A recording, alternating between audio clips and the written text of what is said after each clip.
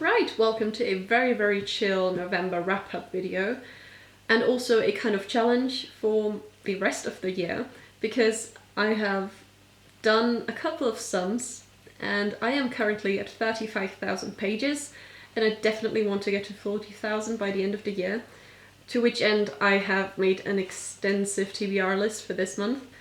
But yeah, before we get to that, let's wrap up November. I was planning on reading, what was it? The Merchant of Venice, The Yellow Wallpaper, The Lottery and Other Stories, The Haunting of Hill House, Far From the Madding Crowd, and Wildfell, of which I didn't read Far From the Madding Crowd and The Merchant of Venice. Now, Far From the Madding Crowd, I have like 150 pages left, so that's gonna get finished this year.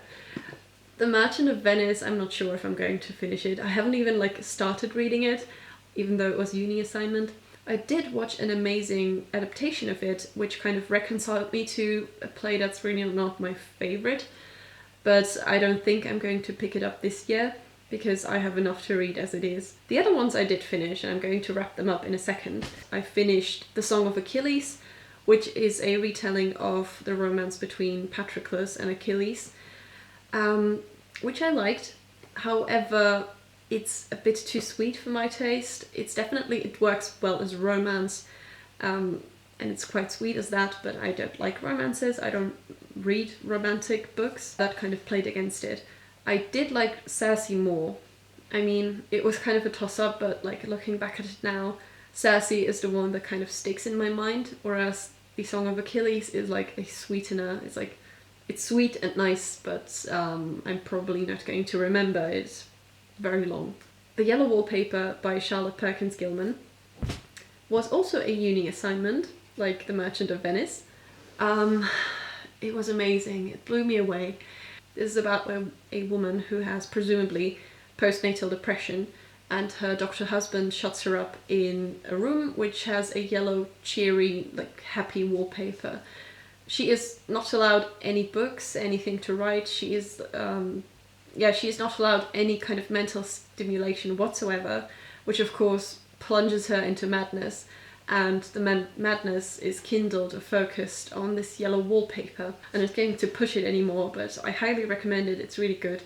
And actually I have ordered a hard copy of it, together with a couple of more of Charlotte Perkins Gilman's works. However, it's really hard to get, so I don't think it's going to arrive this year. The next one is actually an author, Shirley Jackson, whom I discovered only this month.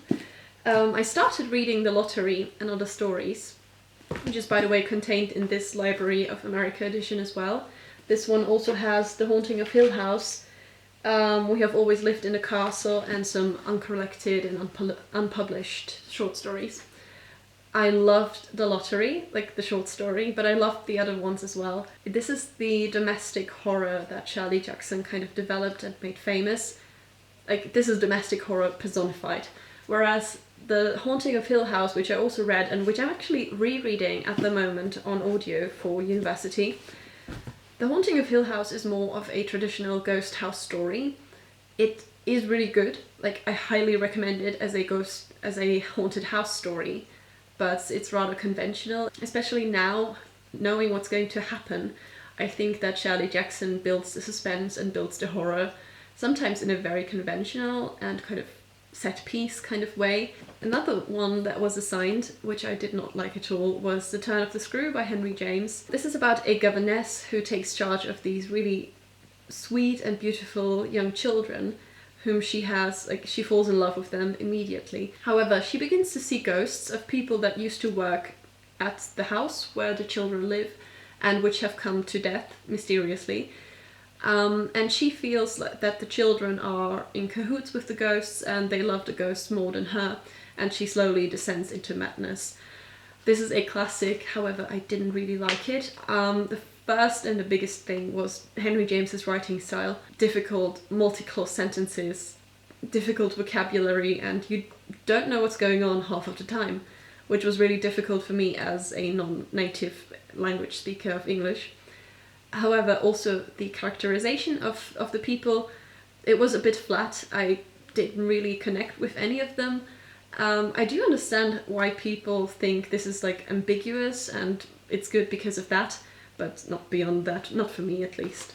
As an antidote to that, I read Agnes Grey by Anne Bronte, which was really like the perfect thing after the turn of the screw. Whereas the governess of Henry James makes the mistake of treating her children too much like children when they are really prematurely grown up, really.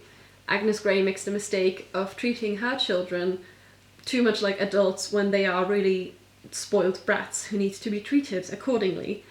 And yeah, she's a bit self-righteous, and the love story of this really is quite flat. However, I really like the sweet love story between Agnes Grey's parents. That was really sweet. This was 3 stars or 3.5 stars for me, so quite solid. And I'm really excited to read The Tenant of Wildfell Hall by her as well. And then, to round the month up, I finished Wolf Hall by Hilary Mantel, which is the fictional historical biography of Thomas Cromwell, who was the chief minister of Henry VIII, one of his chief ministers anyway. This is the first part of a trilogy. I have the second part as well, but I don't want to read it just yet, because this blew me out of the water, but in a very subtle kind of way.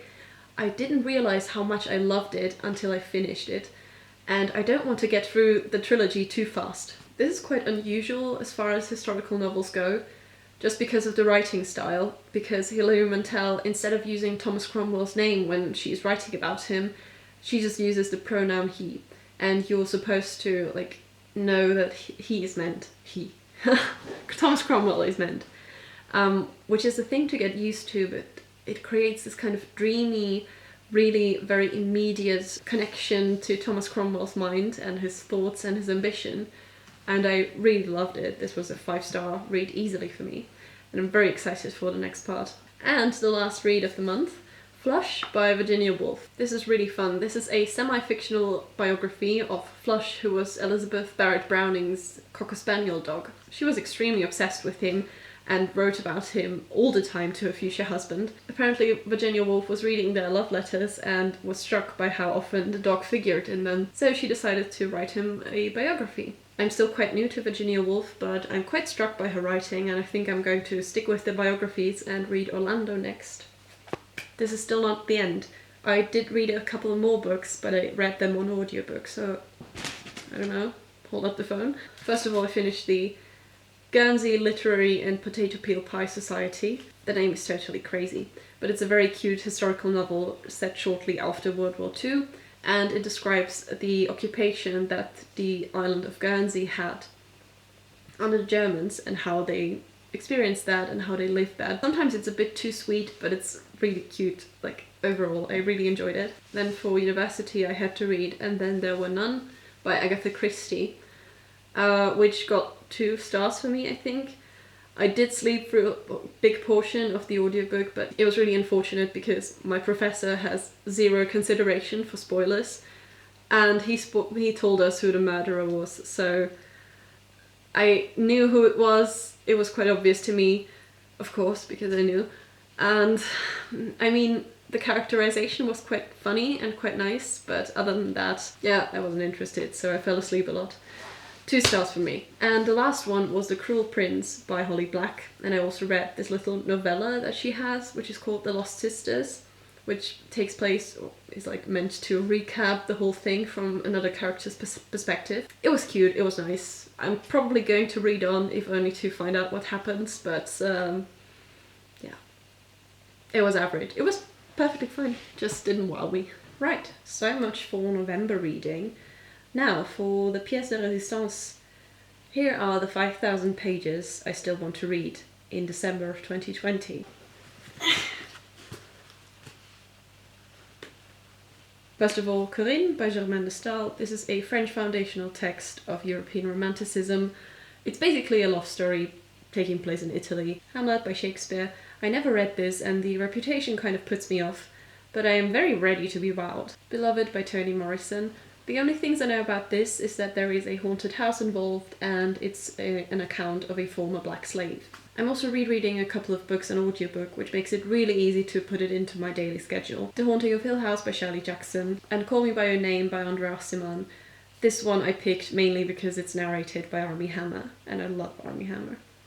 And as a final reread we have Emma by Jane Austen, which I have no words for because it's absolutely perfect. And as a final category, we have random buddy readings that are going on or have been going on that I still need to catch up on. Already mentioned this, Far From the Madding Crowd by Thomas Hardy, The Phantom of the Opera by Gaston Leroux, My Sister the Serial Killer by Oinkan Braithwaite, I hope that's how you pronounce it, The Worst Journey in the World by Apsley Cherry Garrard.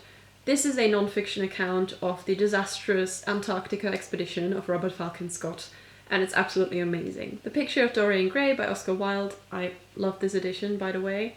It's not the easiest to handle, but it's beautiful. Christmas Carol and Other Christmas Books by Charles Dickens. This is actually a group read, and I mean, for obvious reasons, I'm reading it in December. And finally, The Pillow Book by Sei Shonagon. This is the diary of an ancient Japanese court lady, and I've already read The Diary of Lady Murasaki, which is also a diary of an ancient Japanese court lady, and actually they were kind of rivals in the court of two rival empresses of Japan.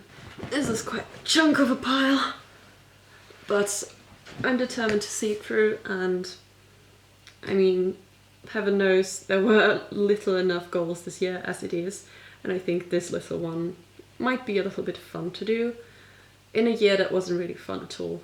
I will keep you updated. I will have to read 3 books, at least 3 books a week to keep up with this. And yeah, we shall see if I can. I hope, in the meantime, that you have a nice December and happy Christmas. Bye!